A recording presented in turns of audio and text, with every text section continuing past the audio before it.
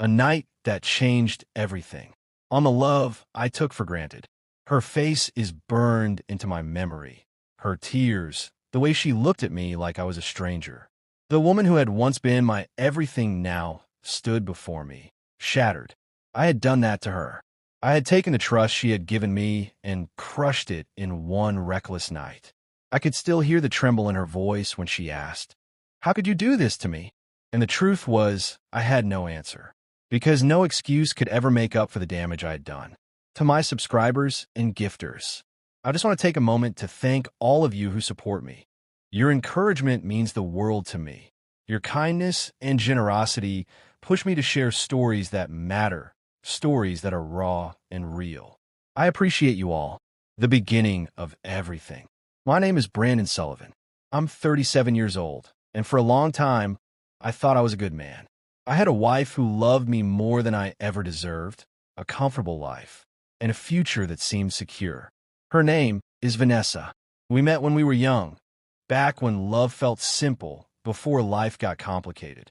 She saw something in me that I didn't even see in myself. When I struggled, she carried me. When I had nothing, she gave me everything. She put her dreams on hold so I could chase mine. And what did I do in return? I threw it all away for a night I barely remember. But before I get to that, you need to understand how we got here. Vanessa had always been my rock. When I lost my first job, she picked up extra shifts to cover our bills.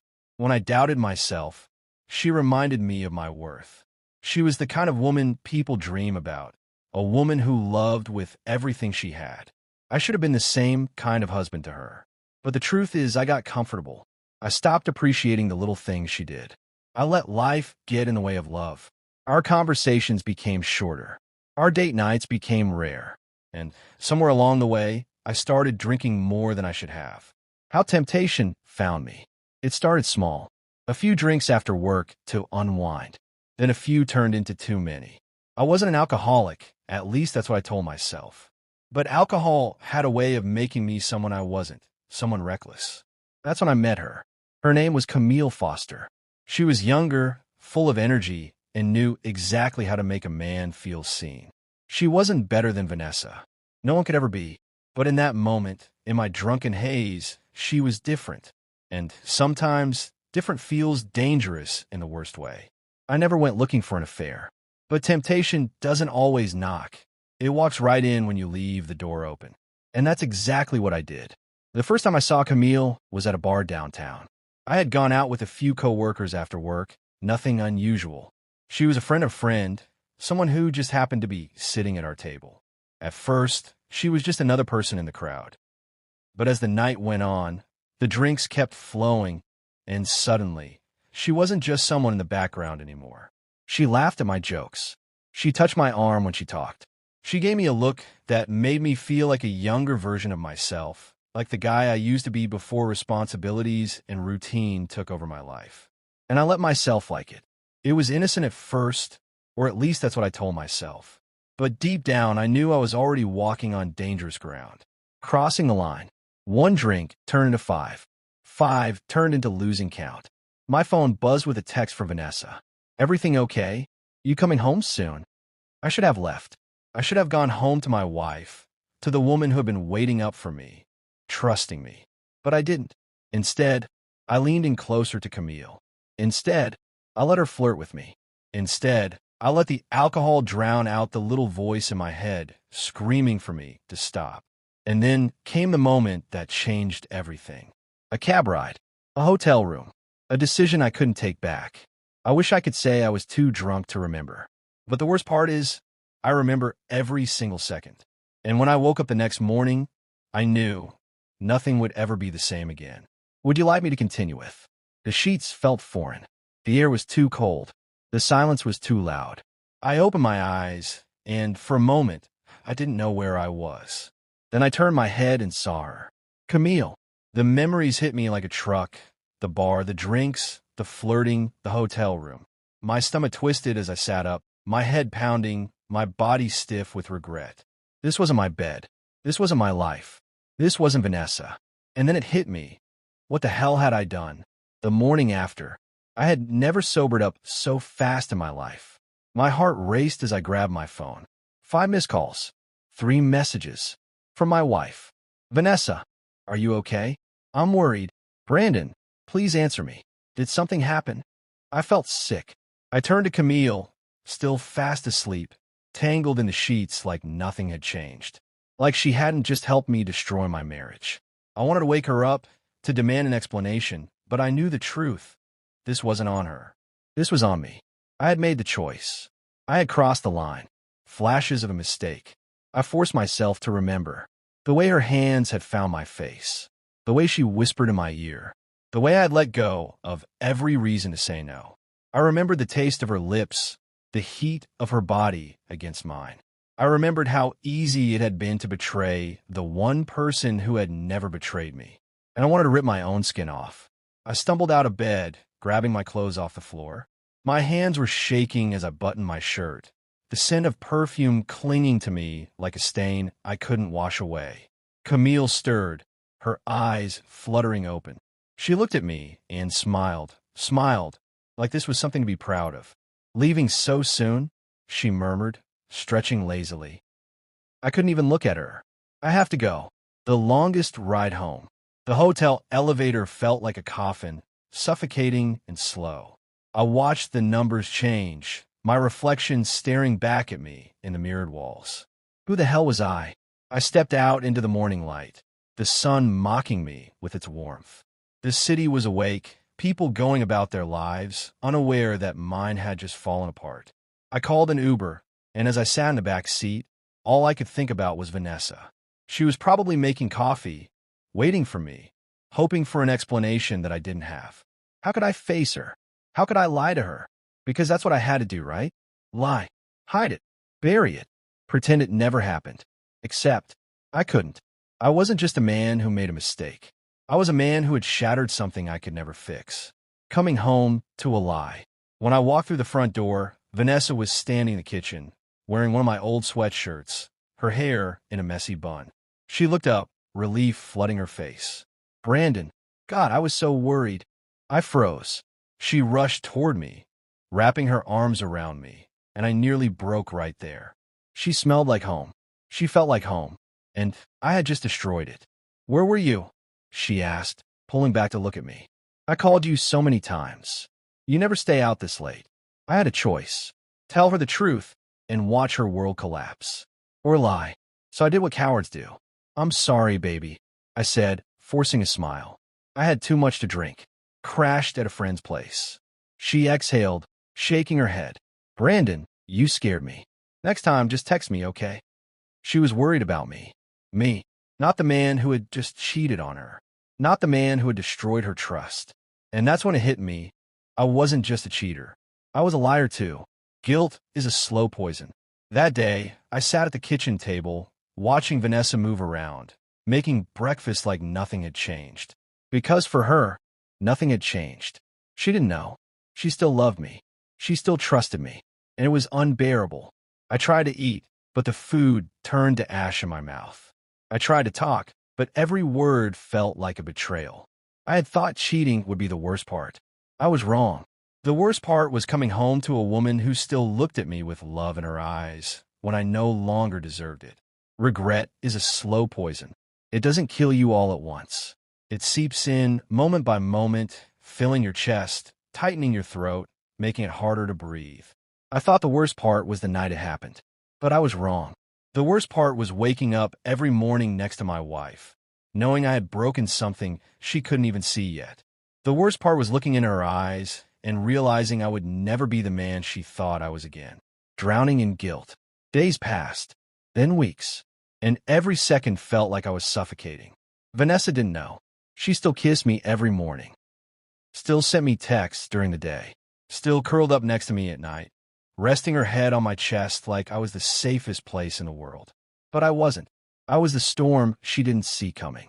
Every time she smiled at me, it felt like a knife to the gut.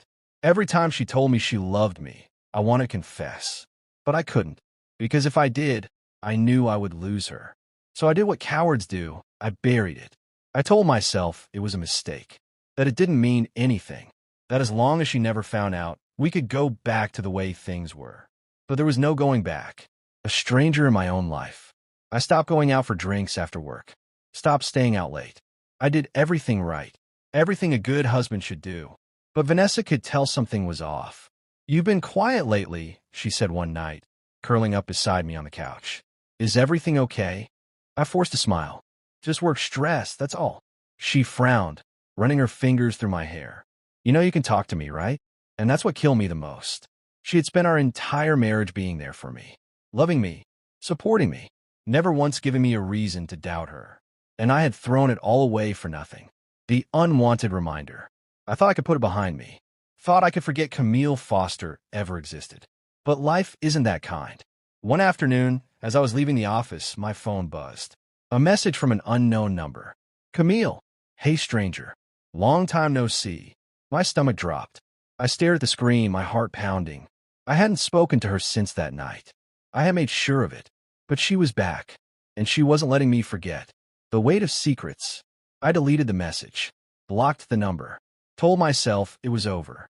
But the damage had already been done. That night, I lay in bed beside Vanessa, staring at the ceiling, my mind spinning. If Camille was reaching out now, would she do it again? Would she tell someone? Would she tell Vanessa? The fear crept in, wrapping around my chest like a vice. I turned to look at my wife, peaceful in sleep, trusting, unaware. I had everything I ever wanted lying right beside me. And because of one night, I was at risk of losing it all. A decision to make. I knew I had to make a choice. I could keep lying, keep pretending, keep hoping Camille would disappear. Or I could confess, tell Vanessa the truth, and watch her world collapse. The problem was, I already knew what kind of man I was. I wasn't brave. I wasn't selfless. I wasn't the husband she thought I was. I was a liar. So I swallowed the truth. And I waited for the day my sins would catch up to me. Because deep down, I knew they would. They always do. Secrets don't stay buried forever. You tell yourself they will. You convince yourself that if you hide them deep enough, if you act normal enough, if you love hard enough, the truth will never surface. But the truth has a way of clawing its way out, no matter how hard you try to contain it. And when it doesn't knock. It doesn't whisper. It destroys. The message that changed everything. It was a Saturday afternoon. Vanessa was in the kitchen, humming softly while preparing lunch. I was in the living room, scrolling through my phone, pretending I was fine. Then a notification popped up. A text message from an unknown number. But I knew exactly who it was. "Camille, your wife deserves to know." My blood turned to ice. I sat up straight, my hands sweating, my heart racing. I had blocked her before, but she had found another way.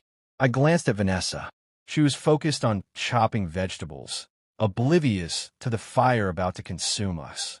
I wanted to delete the message, pretend I never saw it. But before I could react, a second message came through. "Camille, if you don't tell her, I will." The beginning of the end. I felt the walls closing in. I knew Camille wasn't bluffing. She had no reason to protect me. If anything, she wanted to hurt me now. Maybe she felt used. Maybe she wanted revenge. Or maybe she just wanted chaos. I stood up abruptly, my chair scraping against the floor. Vanessa looked up, concerned.